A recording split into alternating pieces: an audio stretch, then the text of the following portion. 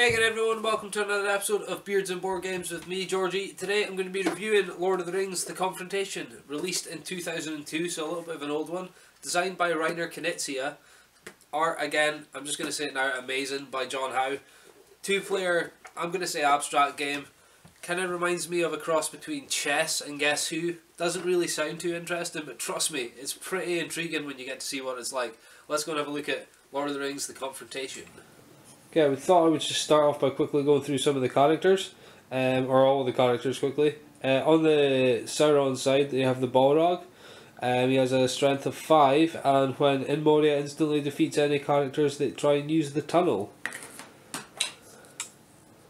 Then there's the Warg, strength of 2. Enemy characters text ignored. This would be like the text on the card here. Flying Nazgul, see the art again, it's great. May attack a single good character anywhere on the board, strength of 3.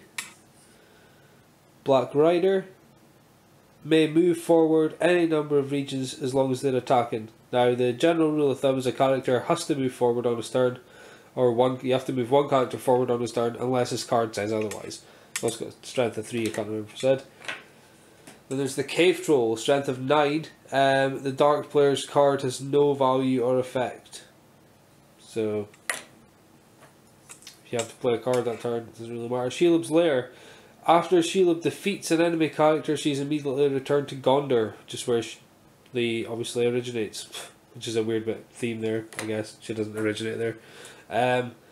And then here's Saruman, strength of 4. He may decide that cards are played or not that turn. There's the Witch King. He may attack sideways, strength of 5. Said most things are forward, so that's why. And then there's the Orcs. When attacking, instantly defeats a first character that he attacks. So that would be, if you go in and there's a region that has 2 players in it. And that is an Orc strength of 2. So that's the bad guys, I guess you would call it. Now for the good guys, Frodo, strength of 1, but when attacked he may retreat sideways. So pretty much any time he's attacked he can just retreat anyway sideways as long as he can and he's not pinned in somewhere. Sam, strength of 2, but when with Frodo, strength is strength 5 and may replace Frodo in battle. Boromir, both Boromir and enemy characters are instantly defeated. Sorry, better focus there. He's got a 0, so he just basically sets a sacrifice or 1. Legolas instantly defeats the Flying Nazgul, strength of 3 though. Gandalf, when the Dark player must play his card first, so Gandalf gets to see what card the other player's playing. Aragorn may attack any adjacent region, so he can attack sideways, backwards, whatever. Merry instantly defeats the Witch King. Pippin, when attacking, may retreat backwards. And Gimli instantly defeats the Orcs, strength of 3. See, the strength of the good guys is very, very small compared to like the bad guys are. So I'll just show you how it's set up now and basically how you play it. So guys, this is the basic setup for Lord of the Rings the Confrontation. As you can see, there's 4 guys in the Shire, 4 guys are over in Mordor there. Players can't see who each other's players are. You can, on your turn, you can only get 1 action and you must move a piece forward unless dictated otherwise on the piece's power here. So, for example, on your turn I would move this guy to the Gap of Rohan. So that's Sam to the Gap of Rohan. When you hit any of these, so mountains, Moria, Gap of Rohan, Moria, Misty Mountains or the High Pass, you must always stop unless you're trying to use this tunnel. Now, if there's another player or the bad guy, for example, is in Moria, you would be wary to use the tunnel because one of the bad guy's powers is the Balrog. If anyone uses the tunnel, they just die instantly. So great fun. When a player dies, they just get removed off the board. Other than that, you can't see where the other players are. I guess it's kind of a memory game. If the bad guy ends up viewing Frodo and Frodo ends up retreating, the bad guy knows who he is. And then he can just follow him, try and pin him down, or just catch him and kill him. Because the good guys will win if Frodo can get into Mordor, regardless of what else is going on. If Frodo's in Mordor, the good guys win.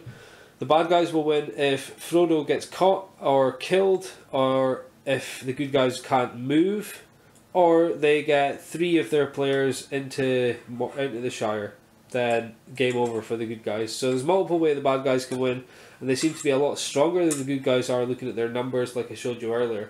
So that's how you play, and that's how you move the characters. Now, how do you battle with them, and how do you actually play? So say for example here, this bad guy decided to move this into here. You would then flip the characters over, and then you would compare. So this one is Saruman, so his power is, he may decide that no cards are played. So I'll show you how the cards are affected in a second. Frodo, Sam is to do with Frodo, so it doesn't take effect. So currently it's 4 versus 2. So if Saruman decided no cards were played, he would win. But say for example he didn't, just so I can show you how the cards work. Everyone gets a... I say everyone, because there's only 2 players. So the 2 players get a deck of cards each. Each of them range from 1 to, well, the good players range from 1 to 5. And they each get 3 power cards as well. And the bad guys range from 1 to 6. And they get 3 power cards also. Okay, so with the cards, the aim of the game is to beat the opponent's power, or beat the opponent's strength. So the strength is the number that's played on the card. So say for example, this is the bad guy's card, Saruman played a 5. Not that he would really need to, but he's going to. And Sam in this instance is going to play his 5, because he thinks he might beat him if he plays his 5. But you both play them upside down, then you reveal at the same time.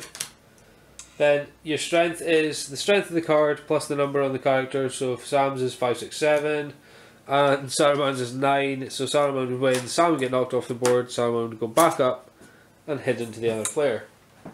And that's basically the game. There is other cards that come with it that give you sort of slightly special powers.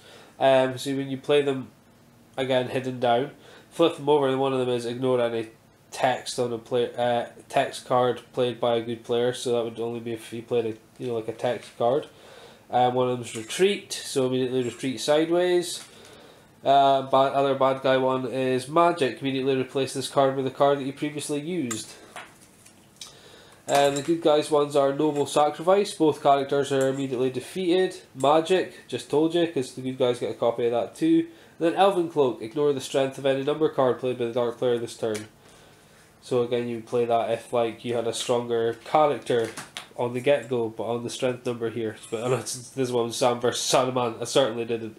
But that's how you play Lord of the Rings Confrontation. Let's go and let's go and hear what I thought. So guys, what did I think of Lord of the Rings the Confrontation overall? To start with, I wasn't very interested. The look of the board, the cards, the pieces, just everything. I was just like, this doesn't look very good.